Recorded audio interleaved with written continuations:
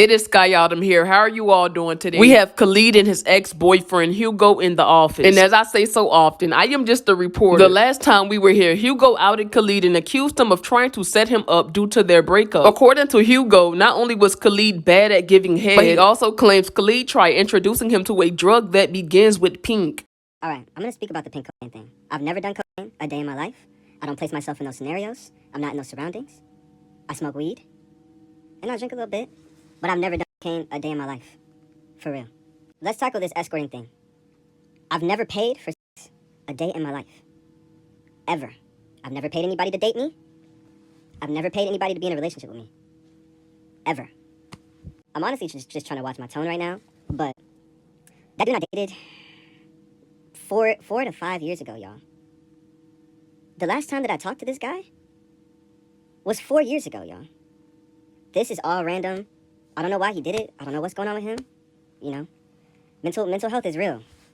But I haven't even had a conversation. So that is how Khalid responded, but now Hugo is apologizing. He released a statement on his Twitter account that reads, "Hi everyone, I've been reflecting deeply on everything that's happened, and it's time I speak up. I've seen the comments, the backlash, and the disappointment. I understand why people are upset, and I take full responsibility for my actions. I made a mistake, a serious one. I outed someone, and that was wrong. No matter the circumstances, it wasn't my place to reveal something so personal. For that, I am truly sorry. But I need you to hear the full story, because what led to that moment was years of emotional abuse, manipulation, and relentless lies that took a toll on my mental health in ways I never imagined. Let me start from the beginning. A few years ago, I met this person at a party in LA. I wasn't part of the celebrity scene. I never sought out connections for fame or status. I was just there with a friend, and that friend introduced us. At the time, I didn't know who they were or what their public image was. 2 months later, they reached out to me on Twitter saying they loved my energy and wanted to get to know me better. That should have raised some alarms, and it did, but I brushed it off, wanting to believe this was a genuine connection. I focused on building a friendship. If you know me, you know I've never used anyone for money, fame, or influence. I've always built my life independently. As time went on, this person became more consistent, messaging me every day, building trust, and eventually opening up about their past. They shared how someone they love had stolen $100,000 from them, a person they were in a relationship with, but they had fallen for. I was shocked. How could someone not see they were being used? That moment made me more cautious. I didn't want them to ever think I was after anything but friendship. But looking back, maybe they were already stuck in a victim mindset, seeing themselves as someone people only use. Eventually,